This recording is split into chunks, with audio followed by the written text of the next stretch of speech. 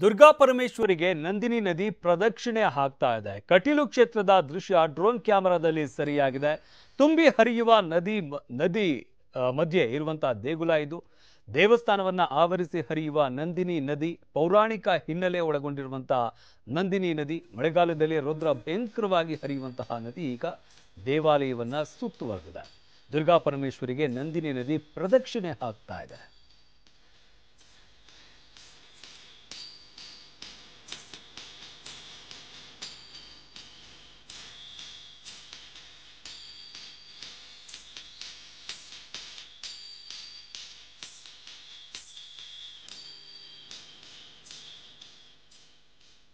ಐತಿಹಾಸಿಕ ಹಿನ್ನೆಲೆ ಇರುವಂತಹ ಒಂದು ದೇವಸ್ಥಾನ, ಹಾಗೆ ನದಿ ಕೂಡ. ದುರ್ಗಾ ಪರಮೇಶ್ವರಿಗೆ ನಂದಿನಿ ನದಿ ಪ್ರದಕ್ಷಿಣೆ ಆಗ್ತಾ ಇರುವಂತಹ ದೃಶ್ಯ ಡ್ರೋನ್ ಕ್ಯಾಮ್ರಾದಲ್ಲಿ ಸರಿಯಾಗಿರುವಂಥದ್ದನ್ನು ನೋಡಬಹುದಾಗುತ್ತೆ. ಕಟೀಲು ಕ್ಷೇತ್ರದ ದೃಶ್ಯ ಇದು. ತುಂಬಿ ಹರಿಯುವಂತಹ ನದಿ ನಂದಿನಿ, ಇದರ ಮಧ್ಯೆ ಇರುವಂತಹ ದೇವಸ್ಥಾನವನ್ನು ಆವರಿಸಿ ಹರಿಯುವಂತಹ ನಂದಿನಿ ನದಿ ಪ್ರತಿ ಬಾರಿ ಮಳೆ ಬಂದಂತಹ ಸಂದರ್ಭದಲ್ಲೂ ಕೂಡ ಇಡೀ ದೇವಸ್ಥಾನವನ್ನು ಸುತ್ತುವರಿದು ಈ ನದಿ ಹಾದು ಹೋಗುತ್ತೆ. ಪೌರಾಣಿಕ ಹಿನ್ನೆಲೆ ಒಳಗೊಂಡಿರುವಂತಹ ನಂದಿನಿ ನದಿ, ಮಳೆಗಾಲದಲ್ಲಿ ರುದ್ರ ಭಯಂಕರವಾಗಿ ಹರಿಯುವಂತಹ ನದಿ. ಆದರೆ ದೇವಸ್ಥಾನವನ್ನು ಹಾದು ಹೋಗ್ತಾ ಇರುವಂತಹ ಈ ದೃಶ್ಯಾವಳಿಗಳಿದೆಯಲ್ಲ, ಇದನ್ನು ನೋಡ್ಬೋದಾಗುತ್ತೆ. ಯಾವ ರೀತಿಯಾಗಿ ಮನಮೋಹಕರವಾದಂತಹ ಒಂದು ದೃಶ್ಯಾವಳಿಗಳು ಇಲ್ಲಿ ಡ್ರೋನ್ ಕ್ಯಾಮ್ರಾದಲ್ಲಿ ಸರಿಯಾಗಿದೆ. ಇನ್ನು ಉಡುಪಿಯಲ್ಲಿ ಭಾರೀ ಮಳೆಯಿಂದಾಗಿ ಪ್ರವಾಹ ಪರಿಸ್ಥಿತಿ ನಿರ್ಮಾಣವಾಗಿದೆ. ಹೆಬ್ರಿ ಕಾರ್ಕಳದಲ್ಲಿ ಕೃಷಿ ಜಮೀನು ಜಲಾವೃತವಾಗಿದೆ. ಪ್ರವಾಹದ ದೃಶ್ಯ ಡ್ರೋನ್ ಕ್ಯಾಮ್ರಾದಲ್ಲಿ ಸರಿಯಾಗಿದೆ. ಇಲ್ಲಿ ಗಮನಿಸ್ತಾ ಇದೀವಲ್ಲ, ಇದು ಯಾವುದೋ ನದಿ ಅಥವಾ ಕೆರೆ ಅಲ್ಲ, ಇದು ಕೃಷಿ ಜಮೀನು. ಕೃಷಿ ಜಮೀನು ಸಂಪೂರ್ಣವಾಗಿ ಜಲಾವೃತವಾಗಿದೆ. ಈ ಜಮೀನಿನ ಒಳಭಾಗದಲ್ಲೆಲ್ಲ ನೀರು ನಿಂತಿರುವಂಥದ್ದು. ಇದರಿಂದಾಗಿ ಅಪಾರ ಪ್ರಮಾಣದ ಬೆಳೆ ನಷ್ಟವಾಗಿದೆ. ಲಕ್ಷಾಂತರ ರೂಪಾಯಿ ನಷ್ಟವಾಗಿದೆ ರೈತರಿಗೆ. ಇಲ್ಲಿ ಗಮನಿಸ್ತಾ ಇದ್ದೀವಿ ಯಾವ ರೀತಿಯಾಗಿ ಕೃಷಿ ಜಮೀನು ಸಂಪೂರ್ಣವಾಗಿ ಜಲಾವೃತವಾಗಿದೆ ಅಂತ. ಇದೆಲ್ಲವೂ ಕೂಡ ಡ್ರೋನ್ ಕ್ಯಾಮ್ರಾದಲ್ಲಿ ಸರಿಯಾಗಿರುವಂತಹ ದೃಶ್ಯಾವಳಿಗಳು. ಉಡುಪಿಯಲ್ಲಿ ನಿರಂತರವಾಗಿ ಮಳೆ ಆಗ್ತಾ ಇರುವಂತಹ ಹಿನ್ನೆಲೆ ಒಂದು ಕಡೆಯಾದರೆ ಮತ್ತೊಂದು ಕಡೆ ನದಿಗಳು ಉಕ್ಕಿ ಹರಿತಾ ಇರುವಂಥದ್ದು. ಇದರಿಂದಾಗಿ ಪ್ರವಾಹ ಪರಿಸ್ಥಿತಿ ನಿರ್ಮಾಣವಾಗಿದೆ. ಹೆಬ್ರಿ ಹಾಗೆ ಕಾರ್ಕಳದಲ್ಲಿ ಕೃಷಿ ಜಮೀನು ಜಲಾವೃತವಾಗಿ ಅಪಾರ ಪ್ರಮಾಣದ ಬೆಳೆ ಹಾನಿಯಾಗಿದೆ. ಇದು ಗಮನಿಸ್ತಾ ಇರುವಂಥದ್ದು ಪ್ರವಾಹದ ದೃಶ್ಯ ಡ್ರೋನ್ ಕ್ಯಾಮ್ರಾದಲ್ಲಿ ಸರಿಯಾಗಿರುವಂಥದ್ದು. ಯಾವ ರೀತಿಯಾಗಿ ನದಿ ಪಾತ್ರದ ಗ್ರಾಮಗಳು ಜಲಾವೃತವಾಗಿದ್ದಾವೆ ಅಂತ.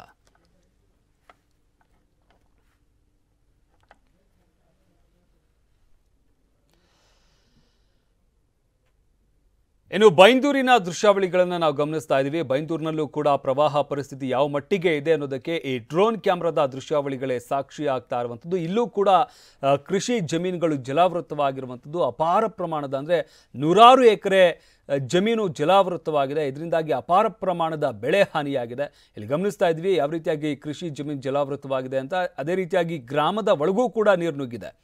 ಡ್ರೋನ್ ಕ್ಯಾಮ್ರಾದ ದೃಶ್ಯಾವಳಿಗಳನ್ನು ಗಮನಿಸಬಹುದಾಗುತ್ತೆ. ಒಂದು ಕಡೆ ಯಾವ ರೀತಿಯಾಗಿ ಕೃಷಿ ಜಮೀನುಗಳು ಜಲಾವೃತವಾಗಿದ್ದಾವೆ ಅಂತ, ಮತ್ತೊಂದು ಕಡೆ ಗ್ರಾಮದ ಒಳಭಾಗಕ್ಕೂ ಕೂಡ ನೀರು ನುಗ್ಗಿದೆ. ಇದರಿಂದಾಗಿ ಜನಜೀವನವೇ ಅಸ್ತವ್ಯಸ್ತವಾಗಿದೆ.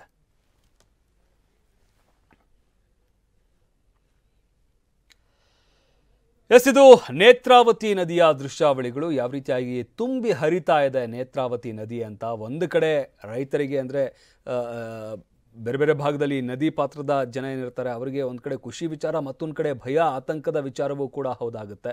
ನದಿ ಪಾತ್ರದ ಅಂದರೆ ನದಿ ಪಕ್ಕದಲ್ಲೇ ಇರುವಂತಹ ಕೃಷಿ ಜಮೀನುಗಳೇನಿದ್ದಾವೆ ಇವೆಲ್ಲವೂ ಕೂಡ ಜಲಾವೃತವಾಗಿರುವಂಥದ್ದು. ಇದರಿಂದಾಗಿ ಅಪಾರ ಪ್ರಮಾಣದ ಬೆಳೆ ಹಾನಿಯಾಗಿದೆ. ಮತ್ತೊಂದು ಕಡೆ ನದಿ ತುಂಬ ಹರಿತಾ ಇದೆ ಅನ್ನೋದು ಒಂದು ಕಡೆ ಖುಷಿ ವಿಚಾರ. ಯಾವ ರೀತಿಯಾಗಿ ಅಲ್ಲಿ ಗಮನಿಸ್ಬೋದಾಗುತ್ತೆ, ನದಿಗೆ ಅಡ್ಡಲಾಗಿ ಕಟ್ಟಿರುವಂಥ ಸೇತುವೆ ಏನಿದೆ ಆ ಸೇತುವೆಯವರೆಗೂ ಕೂಡ ನೀರು ತುಂಬಿ ಹರಿತಾ ಇರುವಂಥದ್ದು. ಹಲವಾರು ಕಡೆ ಈಗಾಗಲೇ ನದಿಗೆ ಅಡ್ಡಲಾಗಿ ಕಟ್ಟಿರುವಂಥ ಸೇತುವೆಗಳು ಮುಳುಗಡೆಯಾಗಿದ್ದಾವೆ. ಹಲವಾರು ಕಡೆ ಎಷ್ಟೋ ಸೇತುವೆಗಳು ಕೊಚ್ಕೊಂಡು ಹೋಗಿದ್ದಾವೆ. ರಸ್ತೆಗಳು ಜಲಾವೃತವಾಗಿದ್ದಾವೆ. ಸಾಕಷ್ಟು ಅವಾಂತರಗಳು ಈಗಾಗಲೇ ಸೃಷ್ಟಿಯಾಗಿರುವಂಥದ್ದು. ಬಟ್ ಇಲ್ಲಿ ಗಮನಿಸ್ತಾ ಇದ್ದೀವಲ್ಲ, ಇದು ನೇತ್ರಾವತಿ ನದಿಗೆ ಅಡ್ಡಲಾಗಿ ಕಟ್ಟಿರುವಂತಹ ಒಂದು ಸೇತುವೆ ಏನಿದೆ ಅಲ್ಲಿವರೆಗೂ ಕೂಡ ಆಲ್ಮೋಸ್ಟ್ ಆ ಸೇತುವೆವರೆಗೂ ಈ ನೀರು ತುಂಬಿಕೊಂಡಿರುವಂಥದ್ದು.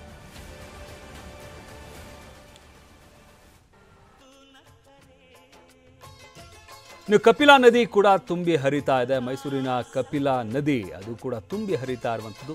ಮಲೆನಾಡು ಭಾಗದಲ್ಲಿ ಸುರಿತಾ ಇರುವಂತಹ ಭಾರೀ ಮಳೆಯಿಂದಾಗಿ ರಾಜ್ಯದ ಎಲ್ಲ ನದಿಗಳು ಮೈದುಂಬಿ ಹರಿತಾ ಇದ್ದಾವೆ. ಅದೇ ರೀತಿಯಾಗಿ ಕಪಿಲಾ ನದಿ ಕೂಡ ತುಂಬಿ ಹರಿತಾ ಇದೆ. ಇದರಿಂದಾಗಿ ನದಿ ಪಾತ್ರದ ಗ್ರಾಮಗಳ ಒಳಗೂ ಕೂಡ ನೀರು ಬಂದಿರುವಂಥದ್ದನ್ನು ಕೂಡ ಗಮನಿಸಬಹುದಾಗುತ್ತೆ.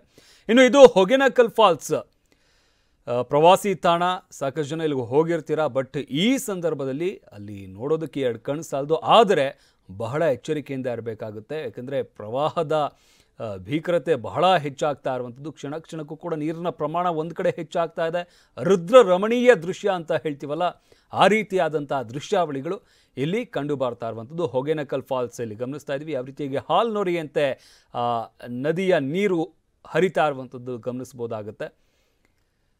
ಬಟ್ ಅಷ್ಟೇ ರುದ್ರ ರಮಣೀಯವಾದಂಥ ದೃಶ್ಯಾವಳಿಗಳು ಕೂಡ ಕಂಡು ಬರ್ತಾ ಇರುವಂಥದ್ದು.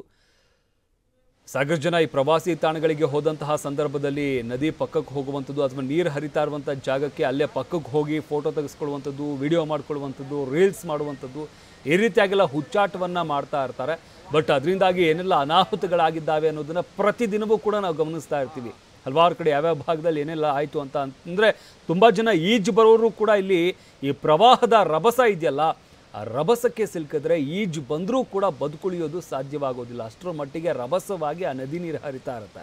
ಅದರಿಂದಾಗಿ ಯಾರೆಲ್ಲ ಪ್ರವಾಸಿಗರು ಇರ್ತೀರಿ, ಆ ಭಾಗಕ್ಕೆ ಹೋದಂಥ ಸಂದರ್ಭದಲ್ಲಿ ಯಾರಾದರೂ ನೋಡಬೇಕು ಅಂತ ಹೋದರೆ ಸ್ವಲ್ಪ ಎಚ್ಚರಿಕೆಯಿಂದ ಇರಬೇಕಾಗುತ್ತೆ.